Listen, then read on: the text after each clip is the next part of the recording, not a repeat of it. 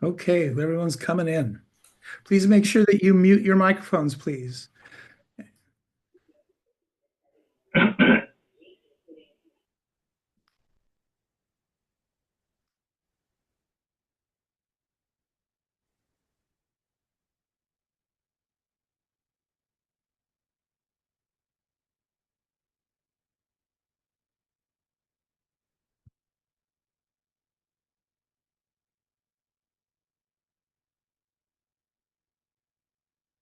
Thank you, everybody. You're doing great. Come on in.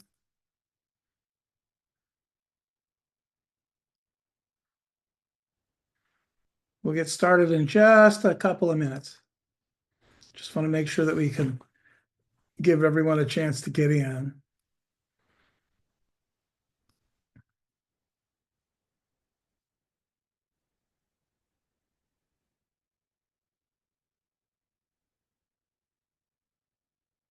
Good job, everyone.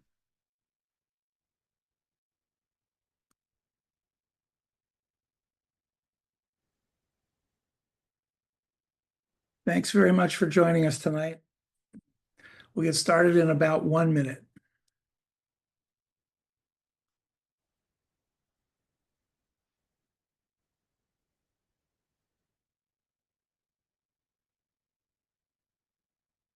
Just about 30 seconds.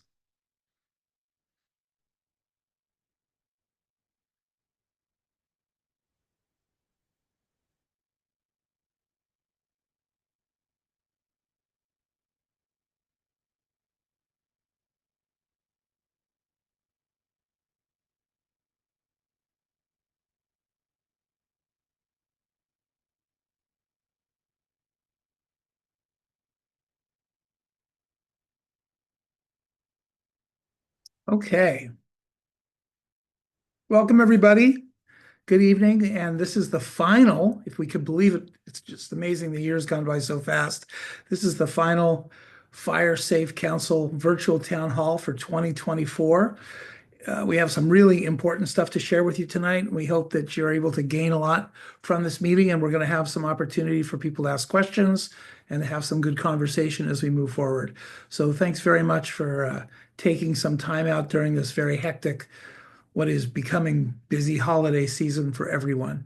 We're trying to make sure that not only do we give you good information, but that we stick to our timeline, and if possible, that we even arrange to get out of here a little earlier than normal. The event is being recorded. It's not for commercial use. We're working on a new development deployment model so that we can actually put all of these up for people to watch earlier sessions. Currently, we have a number of the older audio sessions, but we're going to include audio and video in this new model so that everyone will be able to actually see the presentations and the people speaking and so on. I think it'll be a little bit more efficient for everyone. One of the things that we do in these town hall meetings is we put QR codes up so that people can easily get access to some of the websites and so on that we talk about. And I would simply mention that, if you want to do a screen grab, that's a great way to be able to then get to the website or whatever it is we may be sending you to a file, but to be able to get to it easily. All right. So wildfirela.org is our wildfire website. MySafeLA.org is the MySafe LA division of the Safe Community Project website. So here's our agenda for tonight. Some opening remarks. We're going to have a report from recent fires, which I think is a really important aspect of what happens here in LA. Could the stuff that happened in Ventura and in Malibu happen in the Hollywood Hills? We're going to try and address some of that. And perhaps most importantly for this discussion this evening, we're going to talk about the new Community Wildfire Protection Plan being created for the city of Los Angeles. It's pretty exciting stuff, and there's an opportunity for every single one of you to share your opinions about what you think is important in creating wildfire mitigation policies and practices. We will have a California insurance update from the Department of Insurance. We're just a couple of weeks away from the new Safer from Wildfires plan that is going to go into effect. And we'll give you an initial 2025 wildfire outlook.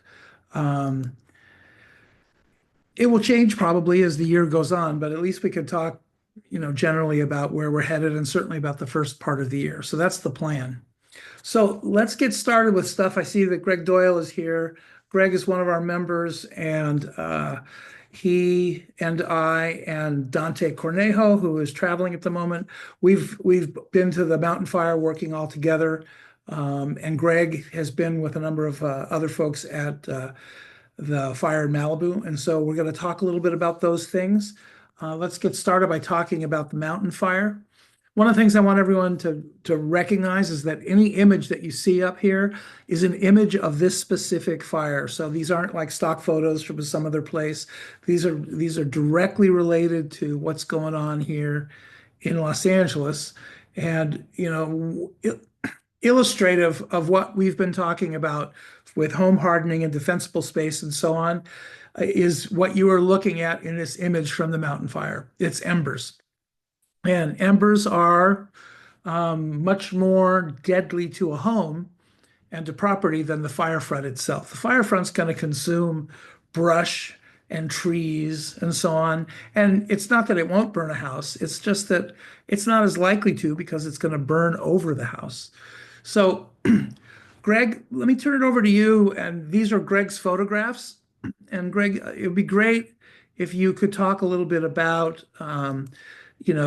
the wind, the speed, and all of the things that related to why this was such a special and dangerous fire. Thanks, David. I appreciate it. Yeah, this, as you can see, it's kind of hard to tell, but that's the sun shining through that smoke there. This is up in the Camarillo Hills area. On the mountain fire, I actually left pretty early in the event because the National Weather Service had not only said it was a red flag event, but called it a particularly dangerous situation, which is highly unusual for them to call that.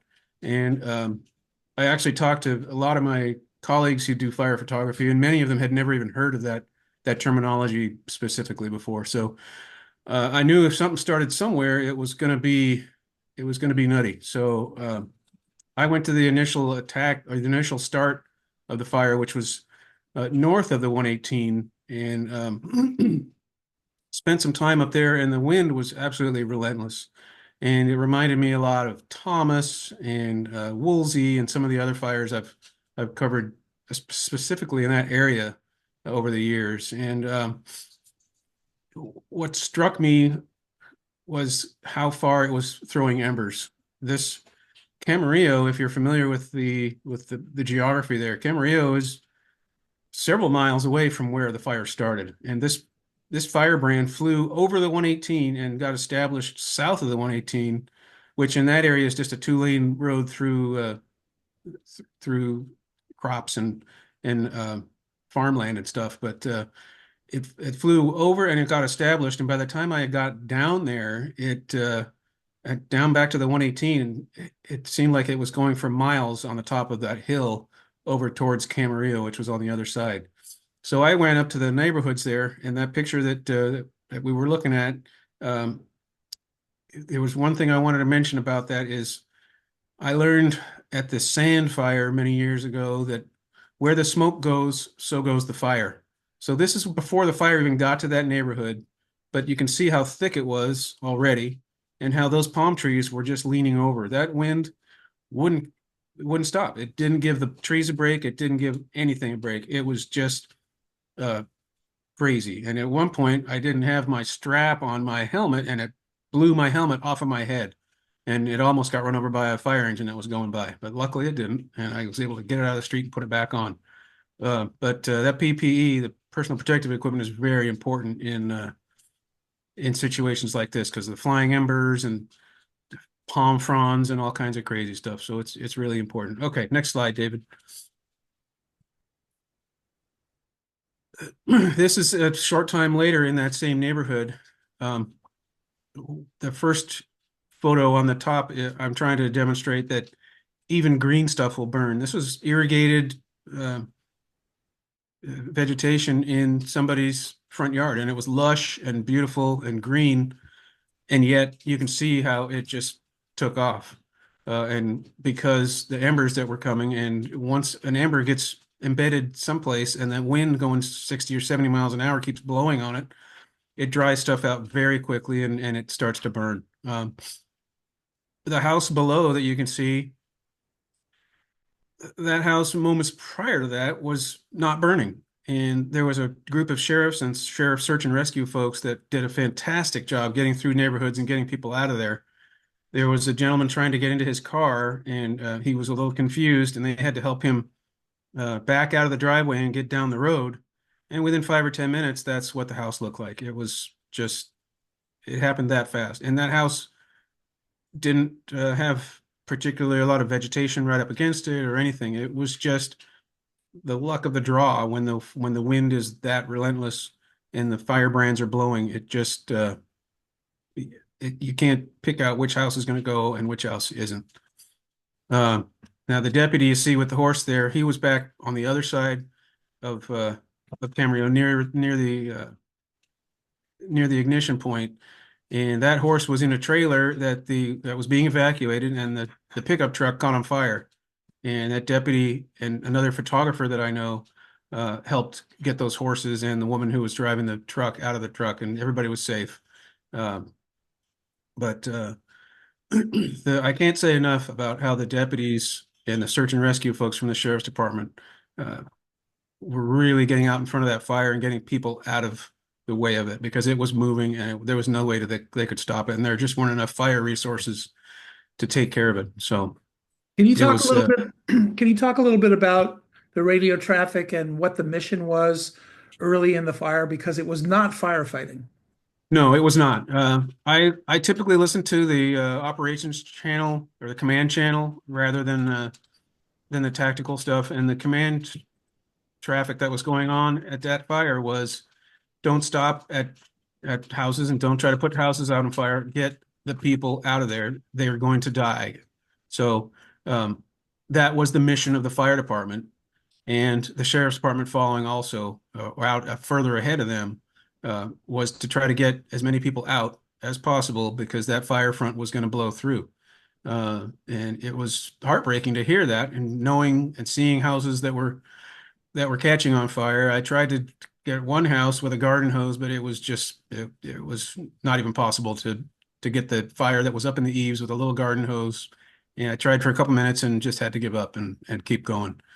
But that radio traffic was absolutely crazy. And that's that same house a few days later when David and I went back. Maybe 2 days later, I think. And So you one of the things that's really important about looking at this particular image is you might think that I'm coming back to my home and it's been burned down, and so I'm going to start looking for things that I might be able to save or that maybe survived in one way or another. But what you're looking at is a lot of carcinogens. You're looking at a lot of very dangerous materials.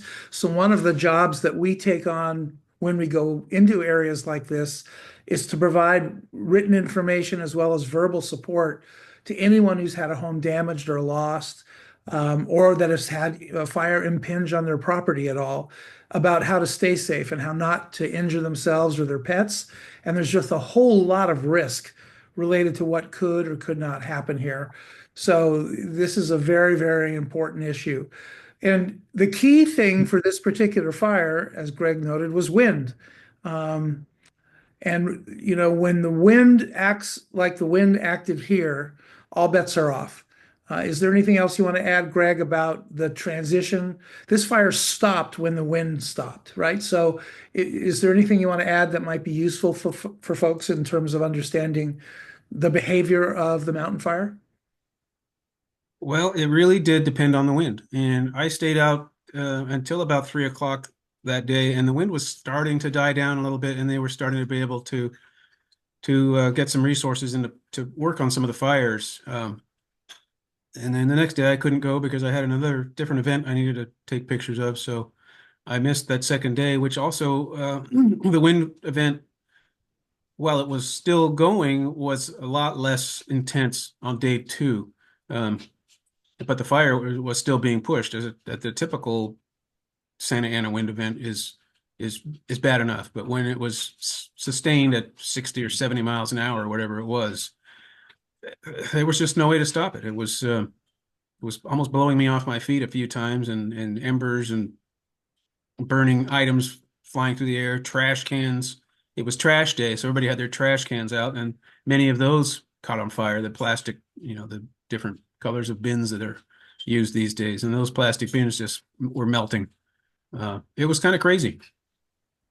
So we'll talk about how this might impact Los Angeles once we get through our report on this. These are images from a couple days after the first day of the fire. And Greg, explain what we're looking at in these three photos. The top one, that's a vinyl fence. I've seen a lot of those things melt over the years. And off to the left is not really included, but that was an avocado grove, I believe. And this was wildland on the right of that image that it was just scorched, and you can see how the fire rolled through there and melted the fence and took a toll on the vegetation. Below that, there's a family.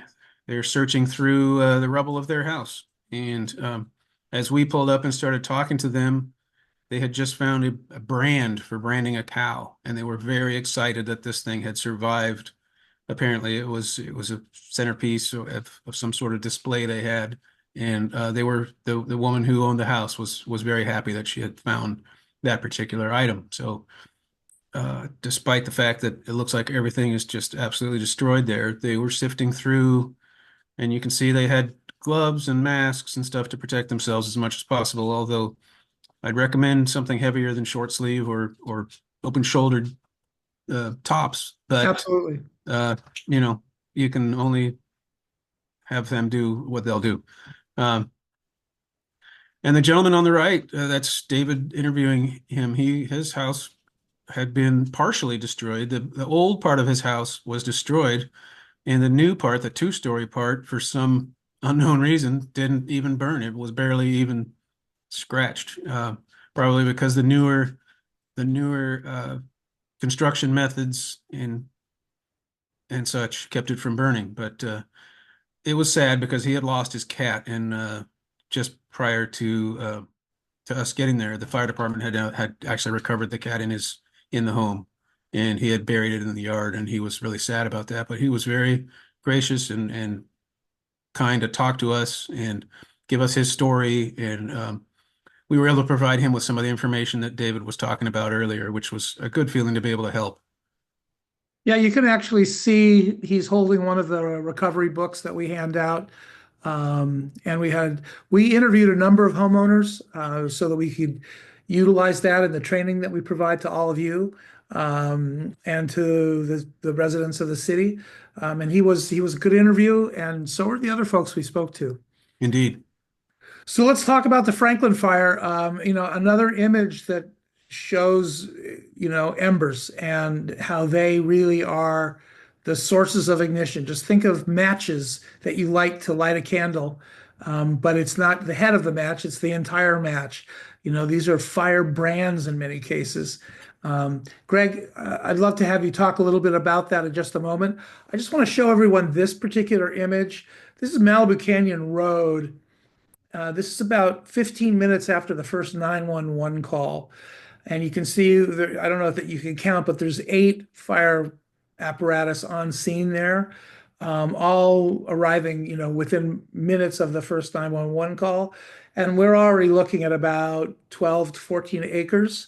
The point of origin is probably right next to the road, but within 15 minutes, the incident commander realized that this fire was going to run away. However, the wind was about half of what the wind was in the mountain fire. So, Greg, tell us a little bit more about how this fire was different than the mountain fire and how Malibu actually caught a big break relative to what could have happened there. Well, they caught a big break even compared to the Woolsey fire that blew into Malibu. So I don't think they lost a whole bunch of homes, but if Funny. you're the person that lost your home, then it's a devastating thing for you. Sure. But Yeah, I was monitoring that fire overnight, and um, I toyed with going at nighttime, but I waited until first light the next morning. And I live in the San Fernando Valley, so I went down to Panga, and even though it was supposed to be closed, my credentials get me through, and I got up, and I was really interested in looking down onto Malibu. So I went up to a helipad that is a LA County uh, helipad that has tanks that they use to refill the helicopters from, because I knew I'd be able to see down into Malibu from there. Um, and I really didn't want to deal with the problems on PCH and add to the congestion of all the first responders that were still pouring in to try to address the fire going on in town. So I spent most of the day up in the hills shooting the aircraft. Um, you can see there in the top right corner, that's Helitanker 55, which is part of a quick reaction force. There are three Chinook helicopters, one in Ventura County, one in LA County, and one in Orange County, that are part of a quick reaction force, they call it. And that's a private concern that's funded by, I think it's PG&E or SoCal. I think it's Edison. Edison funds a lot of that. And so they can fly day and night, and they carry 3,000 gallons, and they were all coming out of the 69 Bravo, which is the helispot that I was referring to earlier, and they were draining these big tanks really quickly, and it was really hard for them to keep up. Uh, the fire in the bottom right corner is just another example of green stuff burning. So many people think that if stuff's green, it's not going to burn, but that just isn't the case. And so when I'm out shooting, I try to get pictures of that just to demonstrate that. And I did get a good spot for some drops from the Super Scoopers, which was the last picture on the right-hand side of that last one, and some other air tankers, which is kind of my passion of shooting the aviation aspect of it, and all the hard work that those people do in conjunction with the boots on the ground. So about in Malibu, about 10 years ago, maybe a little bit more actually, the idea came up with creating, similar to a CERT team, a group of volunteers who their task is to act in support of fire as it relates to cold trailing, putting out small hotspots, supporting firefighters so they could get on kind of what their mission might be. Um, and I think it's a really, really interesting idea. The LA County Fire Department has entered into an MOU with this group. I think we were going to have somebody here tonight who was going to talk to us a little bit about the group. If you are part of the Malibu Community Fire Brigade, why don't you raise your hand so that we can give you a chance to talk about what you were doing, if in fact you are here. So we'll just take a moment and make sure, sir. Okay, here we go. It's Brent. Oh yeah, I see you, Brent. So Brent, why don't you unmute yourself and uh, and tell us a little bit about the role and what you guys actually did during the Franklin fire. Sure. Let me know. Can you hear me? I'm assuming you can. Yes. Okay, great. Well, let me just back up a little bit. The Community Brigade, the brigade itself was created about 5 years after the Woolsey fire as a result. And the objective was to create an official group that was built of community members that could both do some field operations as well as support and backup operations. And they've gone through extensive training, in essence, firefighter 2 type training, 60 plus hours of training and exercises and so forth. And it's called the Community Brigade. There were some separate ones that existed in Malibu West and a few other areas, but we were working to create an official, first of its type in the country, operating under the largest fire department, LA County Fire. So with the unanimous approval of the LA County Board of Supervisors and full approval of the legal side of the county and Chief Anthony Baroni, we came into full existence in October last year. And when it came to this fire, it's been an interesting month because we've had 2 responses right in a row. The first one, the Broad Fire, which was only about 43 acres, took out 1 house on Malibu Road. and we responded there. And then shortly thereafter, we had the Franklin fire. In the Franklin fire, within a few minutes of it starting, we notify our people to understand exactly their availability of each of the qualified team members. They get their full PPE. Everyone has full LA County compliant PPE. We then staged at the safe area, which was one of the big markets there that we staged at. We then interfaced with the incident command post and had conversations there with both the fire department and law enforcement.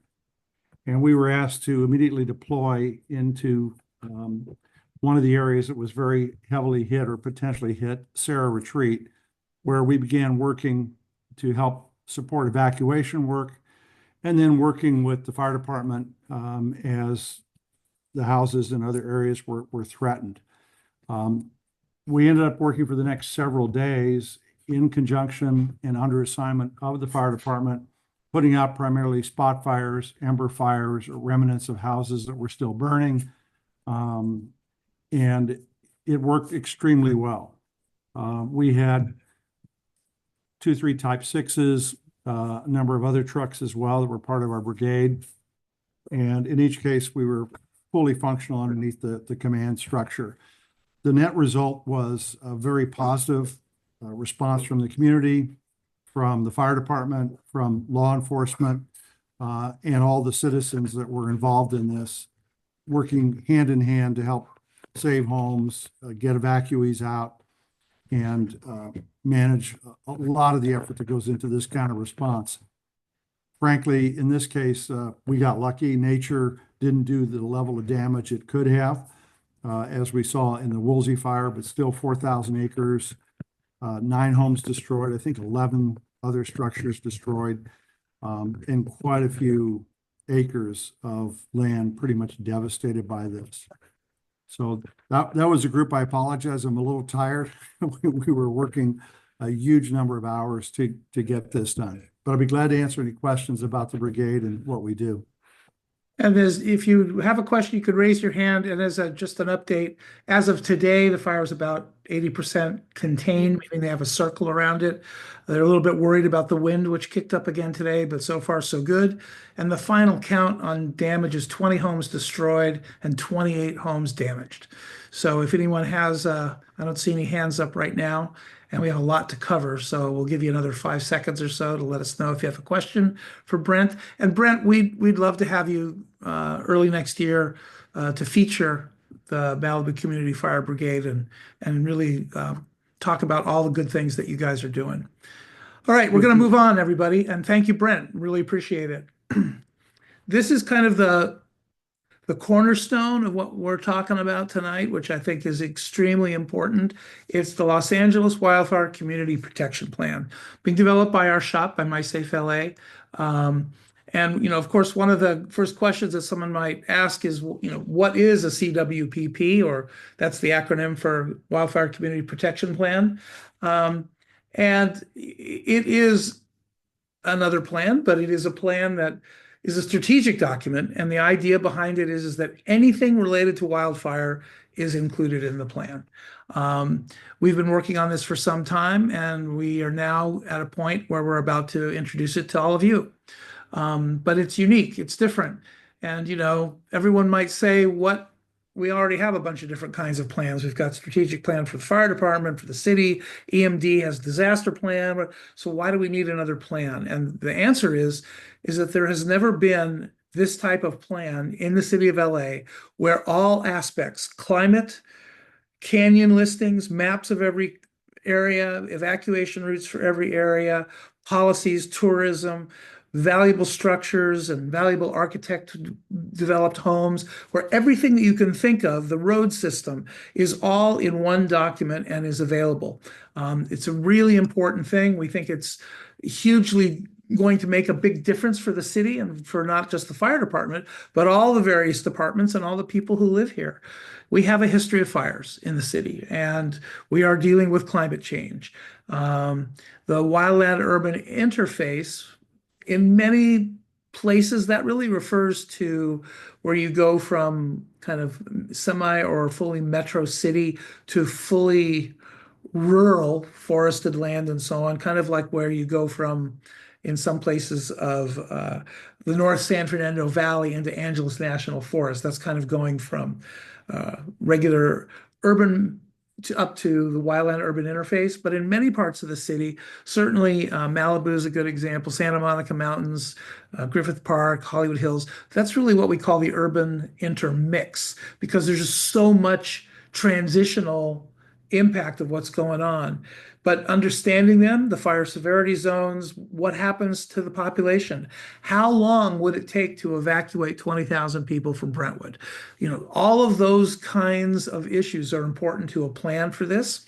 And it's becoming kind of a national standard if you're interested in getting money. So if the city or a fire safe councils want to apply for grants, the city really needs to have a CWPP. And the old adage, no plan is a plan to fail. So we certainly don't want to do that. And to do this, we would love to have your help. We have conducted during the last couple of years multiple meetings with homeowner groups, associations, just a group of homeowners hanging out together and so on. And they ask lots of questions about, well, what's happening with this road? Or how come we can't evacuate the way that I thought we could? Or you get the idea. You could come up with almost anything related to this. This plan will answer many of those issues, and it will address most of them. So I'm going to pull one of the big elephants in the room out and just talk about tourism.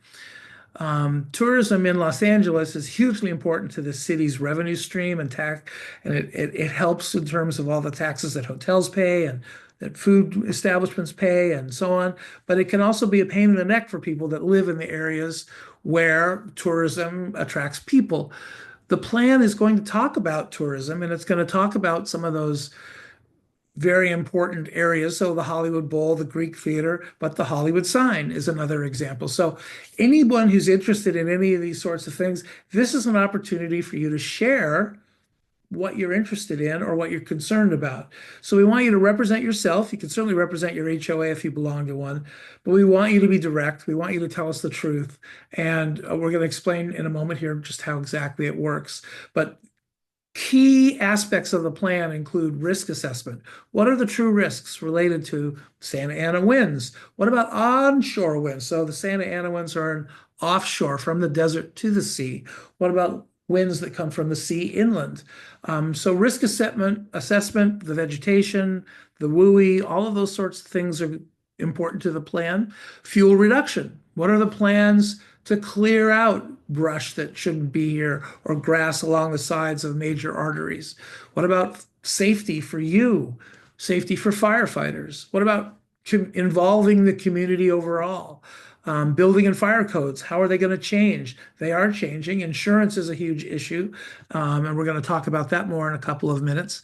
Emergency response and recovery. What is the plan of the fire department relative to responding to a wildfire? How many airships can they get in the air? How quickly? What is a strike team? How does a strike team operate? And of course, grants and funding, right? Because in order to make any of this stuff work, we need that magic energy source called money. And if there is no money, then there's really no opportunity for us to do significant changes. So we would love to have your help. There's going to be a 30-day window where you can share anything that you want. This QR code will take you directly to the page where the survey is going to be available. It is not available yet.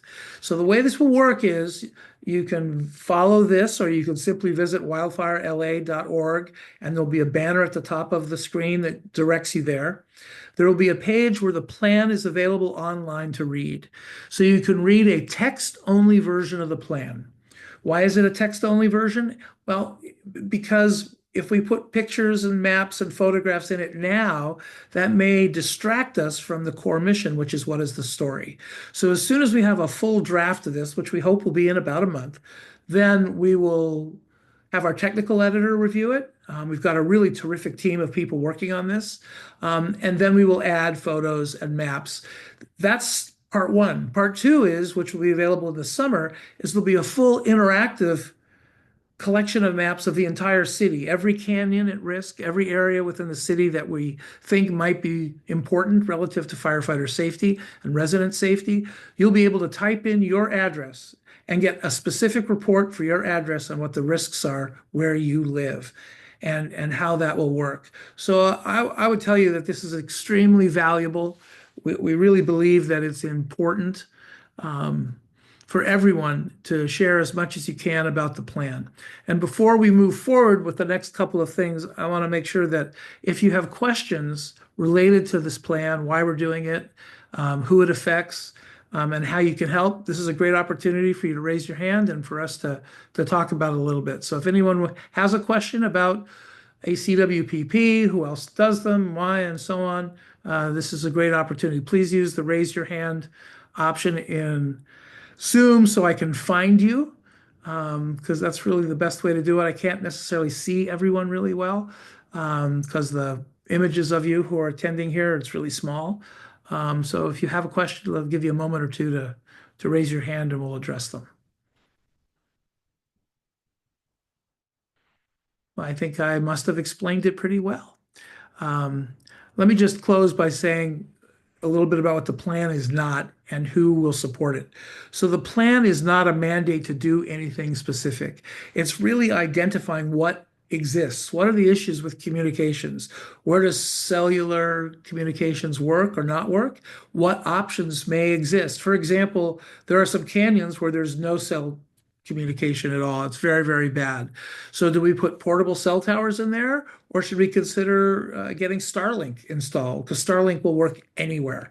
What are the things that we may want to consider about that? So that's really kind of what the plan's about. It will make generic suggestions like roads need to be wider and be designed in a way that allows fire apparatus in and out, and that allows residents to escape.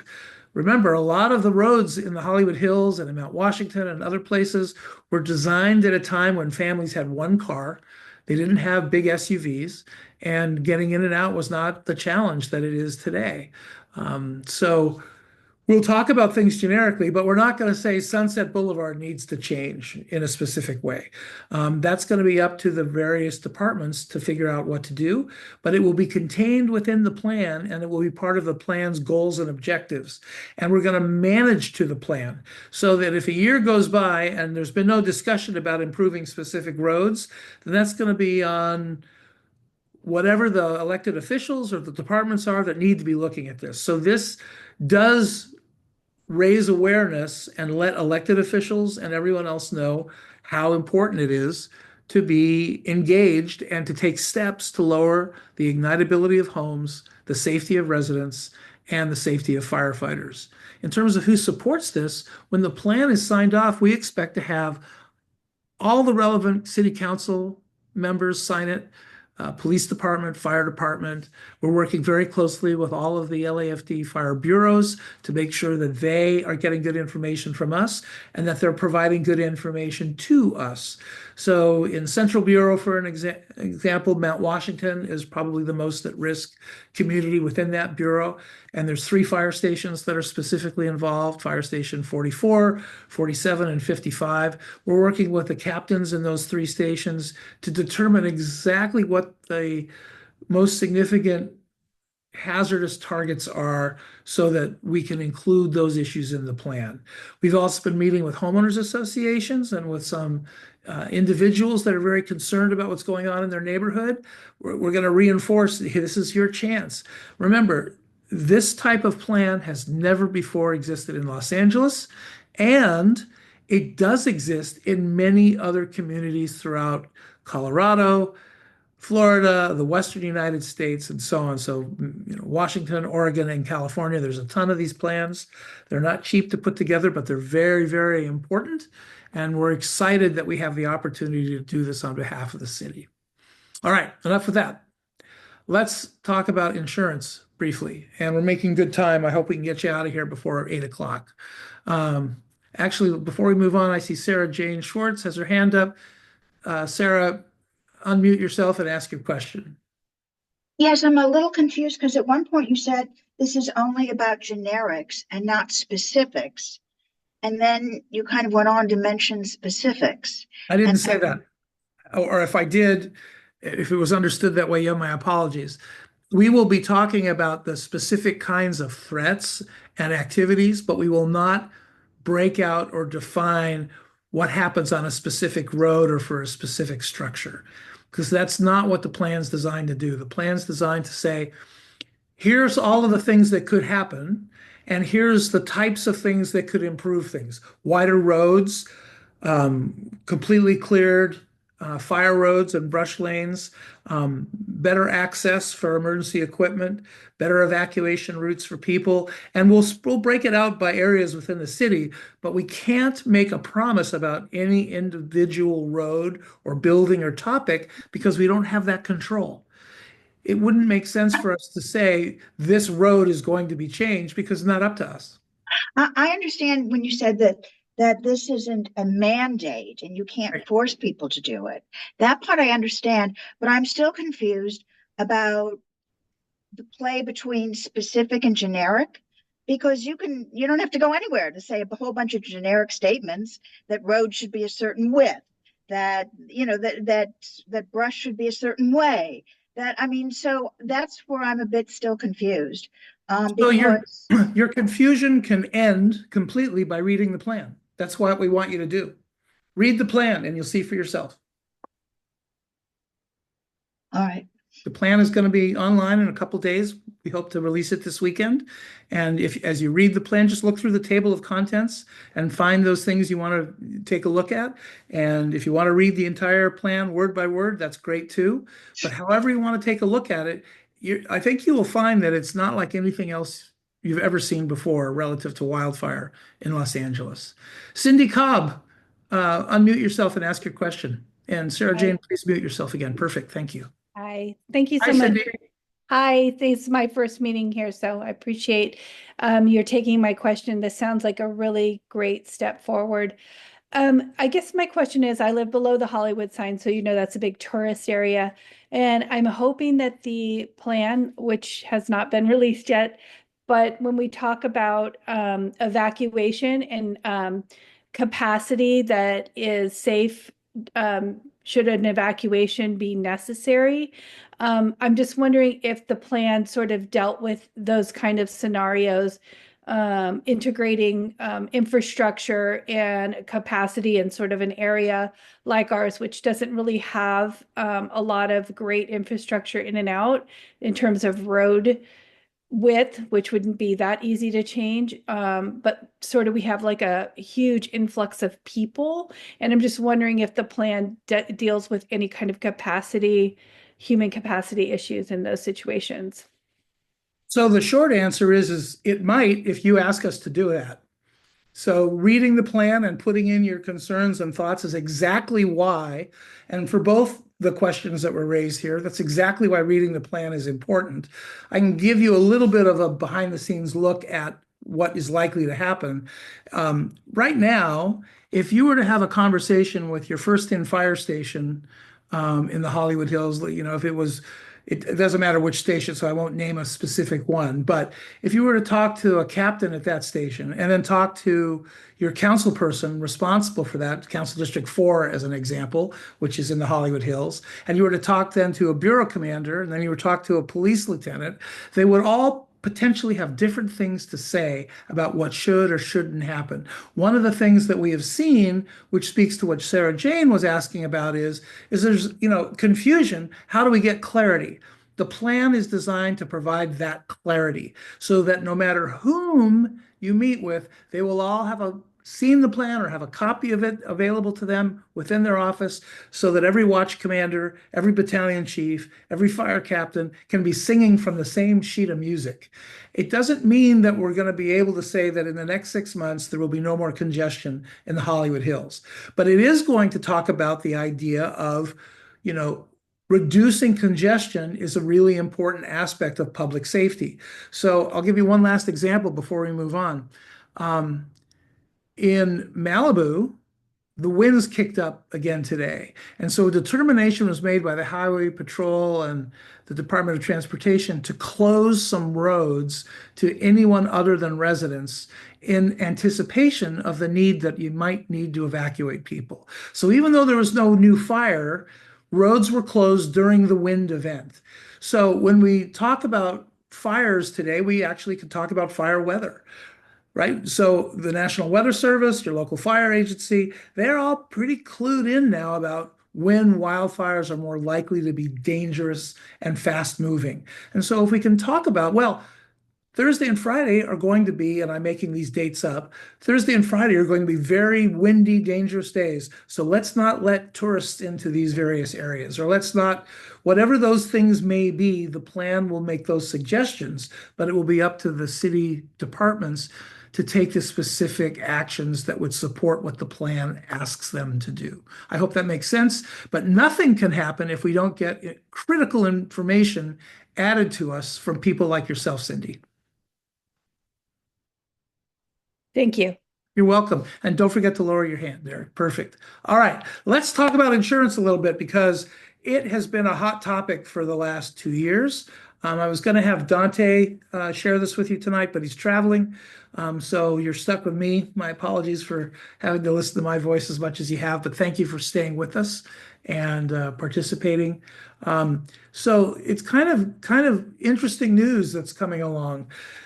The Department of Insurance has been spending more than a couple of years working on trying to remedy what's going on with the overall fire insurance situation in the state of California. In 2000, wildfires operated a certain way, and in 2025, they're pretty different.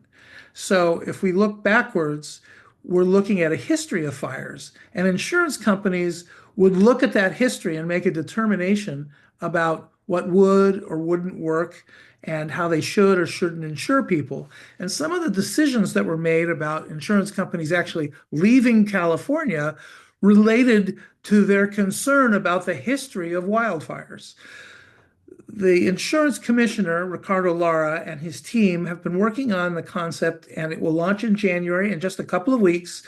It's an initiative called Safer from Wildfire.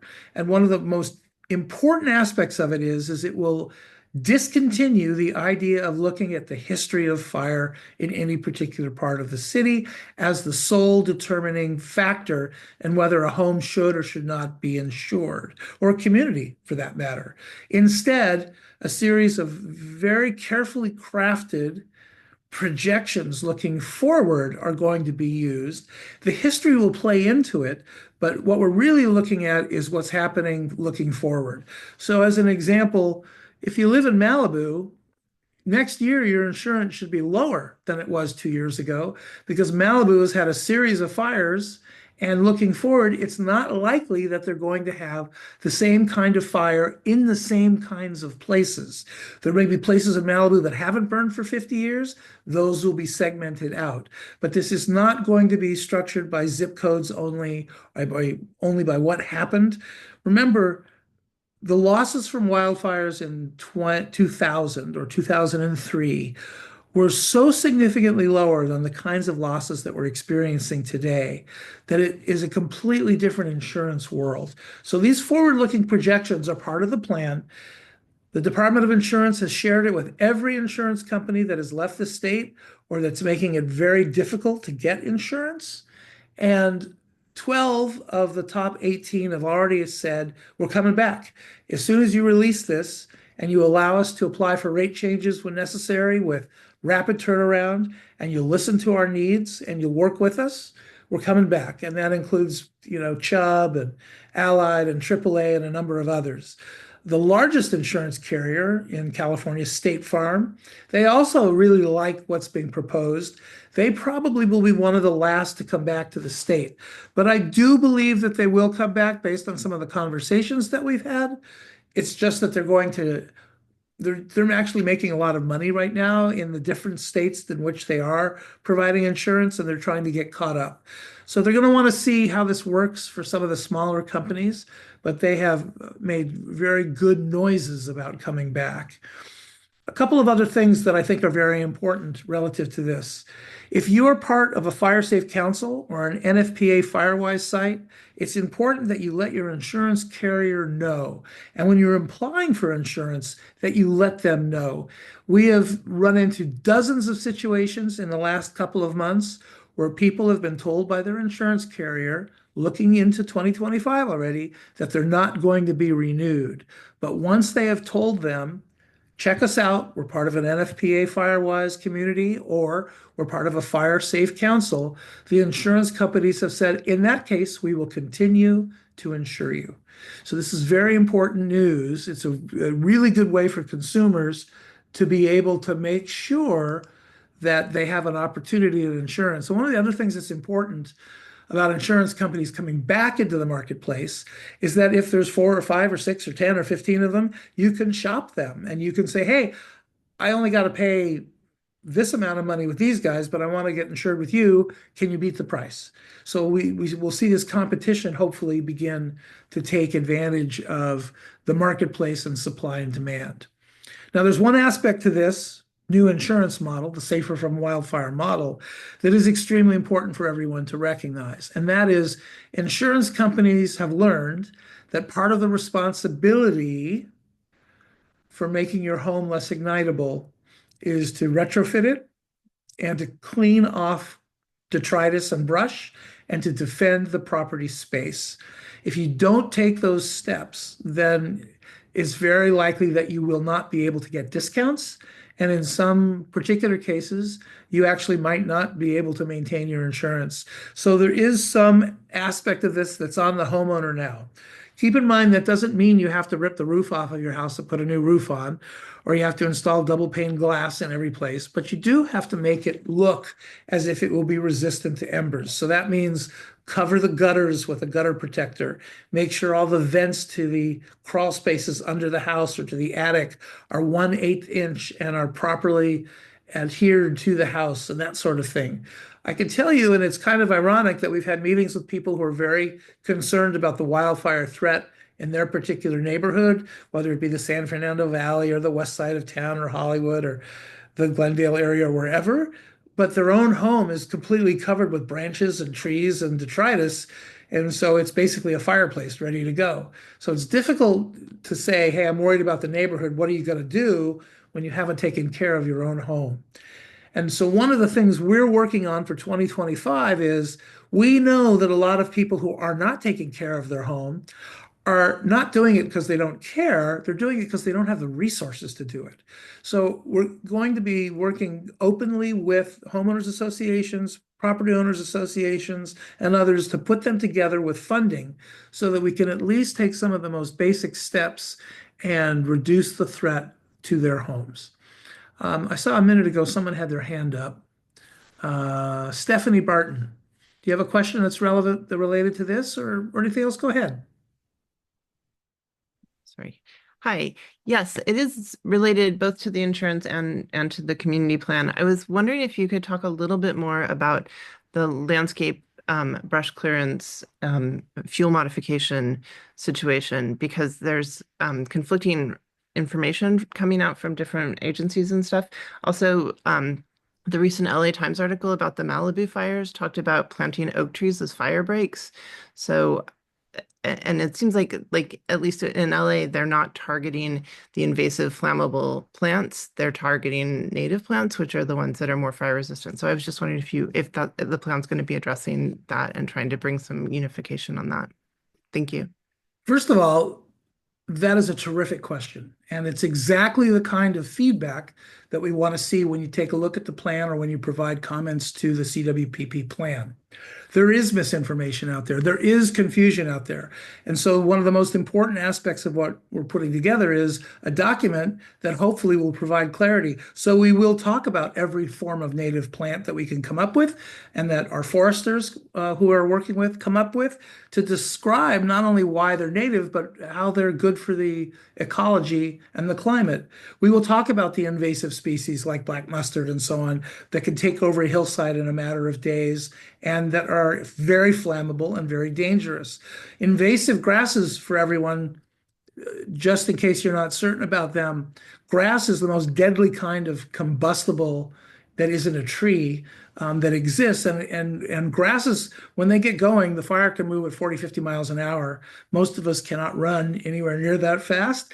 And in many cases, can't even drive that fast, depending on the road we're on. So it puts us at extreme risk. We need to make sure that we're taking steps to eliminate and manage invasive grasses and invasive species, and to make sure that we're protecting what's going on within our communities. So that's part one. Part two of this, and I think this is extremely important as well, is if we're talking about the steps that we take related to zone 0, 1, and 2, the 5-foot range, the 30-foot range, and the 100-foot range, those are the state levels. It's important that we also get everyone singing from the same sheet of music, and there's a lot of confusion about it. So I'll pull out zone 0 as an example. That's the 5-foot area that is directly attached to a structure. In 2021, a state law was passed which required zone 0 to be completely free of anything that could be considered ignitable. So not only is that like plastic toys or lawn furniture or firewood stacked up against the house, it's for anything that's living within that 5-foot area. If you're building a new home, well, that's one thing, you can kind of plan for that. But if you've been living in your home for 50 years and you have beautiful bougainvillea or shrubbery that's attached to your house and it's part of the look and feel of your house, you are not going to want to clear that out. And you're willing to roll, in many cases, roll the dice and say, well, I'm not likely going to have a fire and I want to have the beauty of these bushes. And so I'm going to take a risk and I'm not going to clear it out. That is a key issue that is related to a lot of the confusion, because what ends up happening is wildfire assessors and inspectors, folks like our folks, they tend to go, they don't want to make people unhappy, and they also can't force people to do anything. So they kind of step back and they go, well, if you could at least do these things. But what ends up happening is that creates a deviation from what the law is and what the requirement is. So the law is not being enforced right now, but it will be enforced within the next 18 months. And there's a new law before the legislature that is likely to pass this year. It failed last year, but Senate Bill 610 is going to eliminate some of the mapping requirements for a very high fire severity zone at the state level, move that to the local jurisdictions like LA County and Beverly Hills and Glendale and Ventura and San Diego and so on. And it's going to give the fire marshal new power where the construction codes will change so that if you modify a home or if you build a new home, it has to strictly match zone 0, zone 1, and zone 2. That kind of a change is generational. And it's also one where people will understand a lot better about how this is all working. So the plan is an integral part about this process, but so is understanding what the zones are. And I can tell you that our Director of Education and Training, Cameron Barrett, has just, with her team, finished a terrific educational video on zone 0, 1, and 2. And it'll be available in the next couple of weeks for everyone to see. It's going to be part of the CWPP as well. We're going to have a lot of video content in the CWPP interactive component so that people can learn about invasive plants and invasive species of any kind of plant, as well as native plants, how to evacuate. All of those things are going to be done in video as well as in text. But this defensible space film is really fun. It's engaging and informative. We will feature it in our next meeting, but it'll be released shortly, and we will send a note to everyone that they can go look at it so that you can kind of learn a little bit more. It's a really good education piece. So thank you very much relative to these questions. They all speak well to why your comments are really important as we move forward. If you are interested in reaching the California Department of Insurance, and they have a lot of ways for you to communicate with them, this QR code will take you directly there. So you can go bink with your phone or your iPad or your Surface or whatever you're using, and off you are running to the CDI, and hopefully you can get some good information there. So let's lastly talk about wildfire projections for 2025, and then if we have any final questions, we'll try and take them. We've been looking at weather patterns and talking with weather scientists during the last couple of months, and the fire outlook is a little bit confused for the entire year, but it's pretty solid for the first 90 days, and it's not good. Precipitation is far below average. So the last couple of years, we were seeing that January and February were very wet. Of course, in the fall, that becomes dangerous because of all the vegetation that's grown. But you have at least 6 or 8 months of really nice weather, a nice mix. So rain is good. We like plants to get water and to be healthy. But we're looking at the possibility, a very strong 85% possibility that we're going to have a very weak La Nina. And that means that the conditions during the winter and spring in Southern California are likely to be extremely dry. So we actually anticipate that our wildfire threat calendar is going to push at least into February, if not into March. And if you think about, we had a little bit of rain, it's been pretty cold at night recently. That doesn't lower the risk of wildfire. What we're really concerned about in terms of fire in the hills, fire around where you live, is the level of humidity and the speed of wind, right? Terrain-driven wildfires are much easier to knock down than wind-driven fires. And so when the wind kicks up and the humidity's low, it can be hot and it can be cool. It doesn't necessarily matter in terms of the overall risk. So the first quarter of next year, we're going to be spending a lot of time reaching out to folks about how they need to be prepared. That means we're going to be talking a lot about evacuation planning. We're going to be talking about go kits. We're going to be talking about the different kinds of communication that you need in order to be properly notified that there's a fire approaching where you live, and a way for you to communicate with the public and with your family members. So all of that is critical and an essential part of the wildfire outlook as we look forward to 2025. Our hope is that we get some rain, at least in February and March, and that will hopefully lower the risk of wildfire for at least half of the year. If we don't, it's going to be a very, very dangerous year overall. And I'm personally extremely concerned about that, because in a year and a half, we're going to have the World Cup here. And we certainly don't want people coming in to enjoy European football and to be faced with the disaster of wildfires. Our next town hall is going to take place on January the 16th. So in just about a month at 7 p.m., we're going to talk about the things we've learned from people related to the CWPP. I think everyone will want to know what people have come up with. We're going to talk about this new era in California insurance and be able to tell you exactly who some of the companies coming back are, so you can start to reach out to them and start to plan on policy development for next year. We're going to be announcing more information about fire safe councils, and we're going to hopefully have more information about where the climate is going to be taking us during the year, and what you guys can do to get free home wildfire assessments performed by our members. So that's kind of where we're going. So before we hang up and say goodnight and Merry Christmas and Happy Hanukkah and Happy Kwanzaa and Happy Take a Day Off, all of those things, if anyone has a question, Sarah Jane, I see your hand is up again. But yes, this is a time for some questions and answers. Sarah Jane? Yes, will you make it clear to us where we can see the draft of the wildfire report, and will it be made clear there where and how and when we can have input?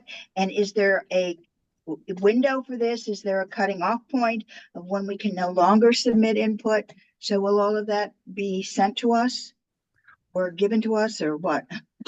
The answer is yes. And as I said a few minutes ago, it will be released this weekend. Everything is online and is broken out into sections like, what did you like? What did you not like? What are your threats? What are your concerns? So there's a whole bunch of information. It's all online. It's very easy to understand. I'm really pleased with how our engineering team has pulled this together. So just stand by for a couple days, and I'll just quickly back up here. This is the QR code that will take you directly to that page. You can go to it now, but the survey and the plan are just not live. But the page is live, and you can go there and take a look at it. And everything that you asked about, Sarah Jane, will be answered. Great, thank you. You're welcome. I've got a quick question, if I may. Sure. Yeah, hi, I'm sorry, I joined late. How do we get a copy of this recording? I caught a fair bit of it, but I missed the beginning. So thank you. Good question. In the earlier days, we would make audio recordings available, but we found that they're not as helpful because you can't see the presentations and so on. So we're building a new delivery mechanism for all of these plans. And we expect that it'll be available in early January. And you'll be able to listen to every single one and see them, just as you saw, just as you're looking at this QR code right now, you'll be able to see all the presentations and the speakers so that you can go back in time and review everything. Great, So wonderful, thank you. we're working on that in a couple of weeks and it should be up. Great, appreciate it. Of course. Thanks very much for your question. Anyone else before we are done for the day? All right, everyone. I hope you have a wonderful holiday. I think it's really, really important that we take care of one another and that we enjoy our time off. We will see you on January the 16th. And until then, be safe, be well, and know that we're thinking about all of you. Take care. Good night.